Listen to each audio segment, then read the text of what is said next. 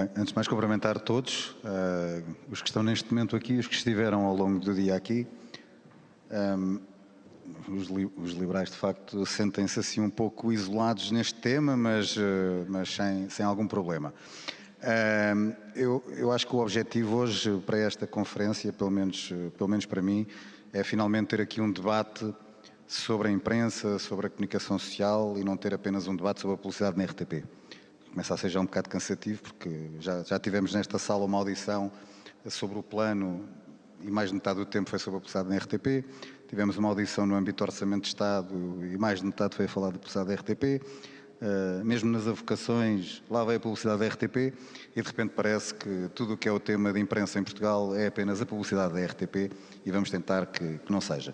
E acho que hoje muito mais o contributo, olhando para aquilo que é o plano, é talvez contribuir para a proposta 11 do plano, que é talvez para onde o Governo devesse ter começado, que é um estudo. Portanto, mas o Governo resolveu lá pelo meio das propostas pôr um estudo. Isto é mais um plano. O Governo decidiu nos últimos meses, como não sabia se isto havia orçamento ou não, se íamos para eleições ou não, inundar-nos a todos com planos. Este foi mais um. Mas é um plano importante na perspectiva de se fazer um debate como aquele que a ERC organizou hoje aqui, de falarmos de facto daquilo que são os desafios da comunicação social.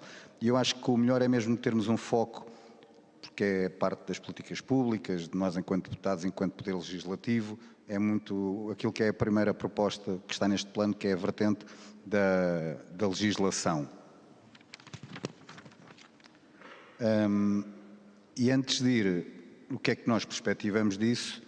Eu acho que nós vivemos neste momento um momento similar ao momento em que houve, vamos lhe chamar, o advento da internet, dos meios digitais, e a imprensa, em termos globais, demorou a adaptar-se à realidade que a internet trouxe e aos desafios que a internet trazia.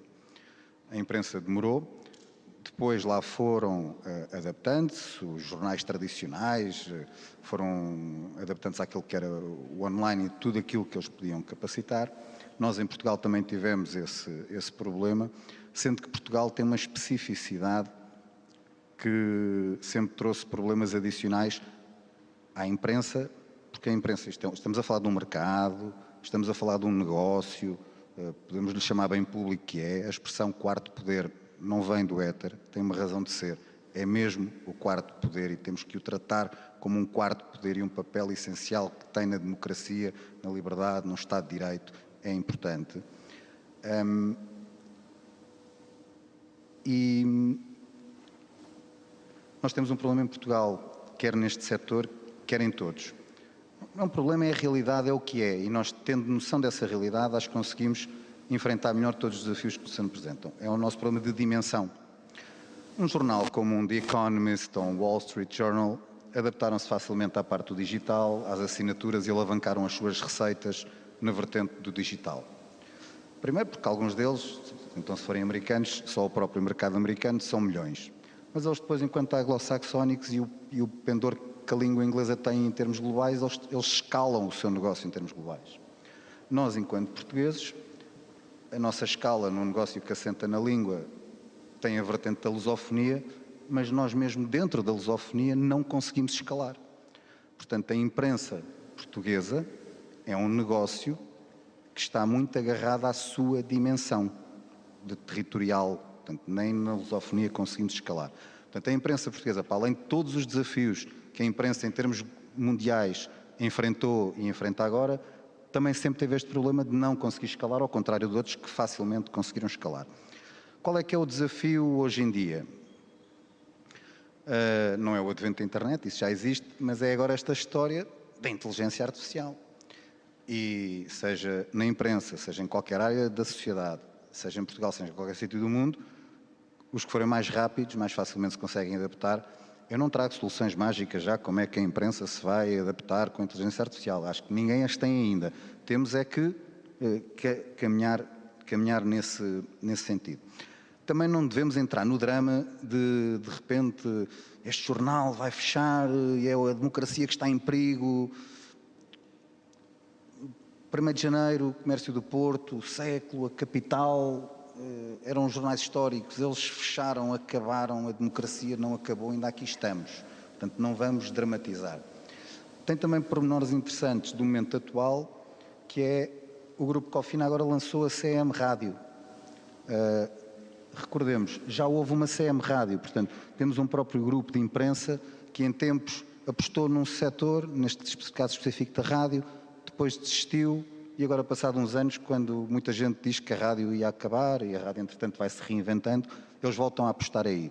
Portanto, não vamos dramatizar. E como é que a legislação pode ajudar a todos estes desafios? Primeiro, aquilo que está no plano é genérico, tem os princípios que acho que são os princípios certos. A parte da uniformização, da atualização e da adaptação. Sobretudo, penso que foi a Mara que já o referiu, não podemos agora entrar numa nova vertente, ter nova legislação e fingir ou ignorarmos aquilo que é a adaptação perante as diretivas europeias que estão a acontecer. 3 coisas que são importantes neste caminho de nova legislação, de uniformização, atualização e adaptação, que são importantes garantir. O primeiro, que haja uma abertura a novos modelos de negócio na parte da imprensa, seja o modelo fundacional, seja o modelo, por exemplo, o LIVRE fala muito do jornalismo de cidadania, tem outra expressão, depois a Filipa certamente vai falar disso, mas, portanto, a legislação não pode fechar portas a diferentes modelos de negócio. Recordar, é um negócio que tem as suas especificidades, é um negócio onde a gestão não entra na vertente editorial e quando tenta, dá asneira e ainda bem que dá asneira, é mesmo para estarem separados. Tem essa especificidade. Portanto, este é o primeiro ponto, uma abertura a modelos de negócio deste negócio. O segundo, a questão da transparência. E nos últimos anos houve falhas fortes na transparência. É preciso saber a propriedade. É um quarto poder, isso tem que estar muito assente. Nós estamos neste momento a viver uma situação, por exemplo, a situação da Trusted News, mas todos nós sabemos quem é o proprietário. Ele tem uma cara, ele tem um nome, nós sabemos o seu percurso, nós sabemos, é transparente. Está com problemas, mas nós sabemos. Há outros meios, nós não sabemos quem são os donos. E isto é tratar isto como se estivéssemos a tratar de uma infraestrutura crítica do Estado português. Nós temos que saber quem é que está a gerir esta infraestrutura, este negócio. É porque se for de um país onde não há democracia, se calhar é melhor começarmos a estar preocupados e provavelmente nem deveriam ter chegado cá a ser proprietários de uma organização social. Em terceiro, a questão da regulação. Por motivos constitucionais até não é possível ir tão longe quanto nós, enquanto Iniciativa Liberal, achávamos que deveríamos ir. Nós já demos os nossos contributos nestas audições e nestes debates que vamos tendo. Há talvez aqui uma possibilidade, até porque o plano não tem nenhuma proposta de apoio direto específico a jornalistas. Fala de contratação de jornalistas, é um apoio indireto a jornalistas, não tem um apoio direto a jornalistas. Há aqui um apoio, em termos quantitativos pode não parecer muito, mas é um apoio, tem a ver com, por exemplo, com a extinção da Comissão da Carteira, há competências que estão na Comissão da Carteira que podem ser integradas na ERC, se a carteira é uma coisa obrigatória, não tem que ter uma taxa de emolumento e, portanto, são 70 euros que damos aos jornalistas de 2 em 2 anos, é uma ajuda direta, também já demos essa proposta. E depois podíamos voltar aqui a falar, isto já não tem a ver com legislação, mas uma coisa que é preciso, que é a questão da literacia mediática, não só do incentivo ao consumo, independentemente de ser em papel, ser no online, e também ser explicado, muitas vezes até aos próprios responsáveis políticos, daquilo que é a realidade do ecossistema mediático.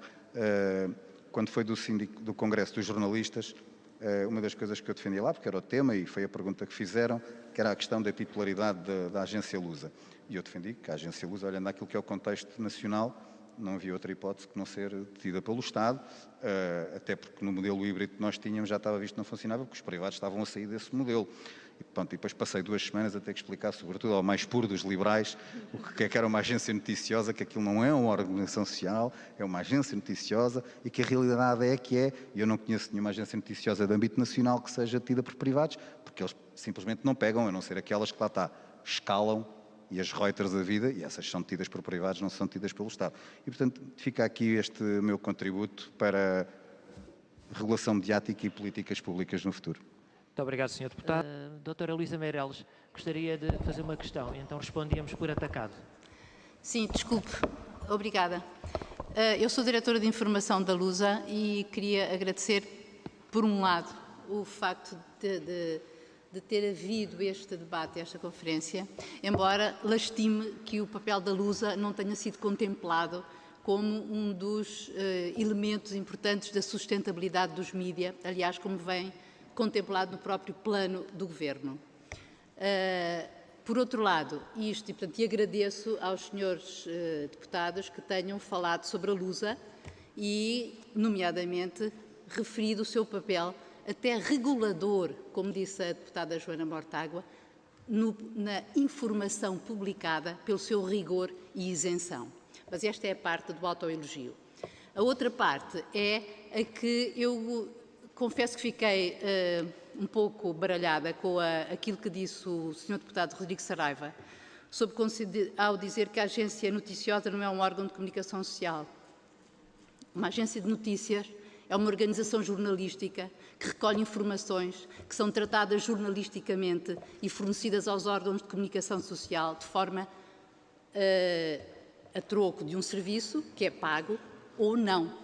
Portanto, também funciona como, na verdade, funciona como um armazém de notícias, se quiser, mas também funciona como muitas outras organizações de notícias ou outras agências de notícias, como oferece, não é gratuito, mas tem serviço aberto. Portanto, eu gostava de, se o Sr. Deputado Rodrigo Saraiva me pudesse esclarecer, eu gostava de poder ouvir a sua resposta. Muito obrigada. Muito obrigado. O Sr. Deputado já esclarecerá. Convém ouvir as pessoas também sem preconceitos. O que eu quis dizer foi que eu tive que, durante 2 semanas, após no sindicato, no Congresso dos Jornalistas, ter defendido que a agência Lusa tinha que ser pública, tive que andar a explicar aos mais puros dos liberais e mais dogmáticos dos liberais que a Lusa era uma agência noticiosa, não era um jornal, uma rádio ou uma televisão. Fui fazer pedagogia, explicar que há uma coisa que é uma agência noticiosa. Não é um jornal, não é uma rádio, não é uma televisão. Foi só isto que eu disse. Pois, mas quando se ouve as pessoas, sem preconceitos, eu leio os meios sem preconceitos. Muito obrigado. Agora, apelando ao espírito de síntese dos senhores deputados, o Sr. Deputado Rodrigo Saraiva. Ok, então rapidamente as últimas notas que eu já tinha aqui tomado para esta última ronda. Quando falamos da transparência dos órgãos de comunicação social e a questão do financiamento, acho que não devemos amalgamar tudo e eu gosto muito que haja... Está a haver muito escrutínio sobre, por exemplo, sobre quem detém e financia o Observador. Normalmente são das mesmas pessoas que nunca questionaram os prejuízos do público durante décadas. E eu gosto muito do público, gosto muito do Observador. Acho que são 2 bons modelos em que temos os privados a financiar algo que acham. Depois não vou amalgamar com outras situações que exigem, onde a transparência peca, infelizmente peca. Eu gostava muito também que tivéssemos, vocês sabem, a nossa premissa aqui, eu e o António somos todo o painel, sempre que alguém do PCP, de Iniciativa Liberal, os mais dogmáticos de serviço, e portanto nós temos aquela visão dogmática, é a nossa, que o Estado não devia de ter órgãos de comunicação social, sejam eles quais forem, mas a realidade é que existe. Nós gostávamos que houvesse, por exemplo, condições para fazermos até um debate sobre o serviço público. Já que é este o caminho, o que é o serviço público? Como é que se executa o serviço público? Por exemplo, que ele pode ser garantido através de contratualização, mas infelizmente não há espaço mental e espaço público para sequer termos esse debate. Sobre a Lusa, dizer que relativamente ao plano do Governo, o plano, por exemplo, vou aqui fazer quase um bocadinho uma defesa do Governo do plano. O plano na RTP apontava redução de receitas, mas depois dizia qualquer coisa sobre o potencial compensação de redução de custos, tinha aquele plano da rescisão por reformas, etc. Tinha isso. Na Lusa, quando é referido no plano, tem uma parte de redução de receitas da Lusa, através do apoio que é dado aos órgãos de comunicação social, sobretudo os locais e regionais, que é uma boa medida, mas depois não é claro de como é que o acionista Estado garante a parte dos custos. Porque se ele é o acionista, se lhe está a tirar receita à Lusa, tem que garantir depois a vertente dos custos. E o plano não era. Eu aqui nesta sala, numa audição ao Sr. Ministro, falei disso. Eu aceito que a Lusa, enquanto agência noticiosa, tem um plano de regulador informal do sistema, do ecossistema mediático, informal. Eu acho que a Lusa pode ser, e até também disse isso ao Sr. Ministro, assumir aqui um papel, a Lusa sim, não a RTP, um papel da capilaridade, da territorialidade, não só nacional, mas sobretudo através da diáspora. A Lusa aí é que deve ter esse papel e o acionista deve garantir que tem as condições para exercer esse papel. Por último, a parte da resposta, eu também respondo, quer dizer, o sistema fiscal já é tão complexo, mas com o peso fiscal que as empresas têm, portanto, mais uns benefícios, não é por nós que há de ser impeditivo. Sobre a Google, estar sempre a falar dos impostos, imposto de Google, não nos podemos esquecer que houve uma legislação dos direitos de autor e as entidades reguladoras, aquilo que têm a garantir é se aquilo está a ser aplicado. E segundo se sabe, a Google diretamente, não estamos a falar de outras plataformas, a Google já tem contratualizado com os publishers, em termos europeus e em termos nacionais, muita contratualização e faz o pagamento devido pelos direitos de autor, porque, e esta é a minha última mensagem, a informação não é grátis, a informação tem um custo e nós temos que pagar por boa informação, porque ela é essencial à democracia. Última nota mesmo para terminar, é que é mais emocional. A TSF é a rádio da minha vida, eu ouvi a TSF, ainda era rádio pirata.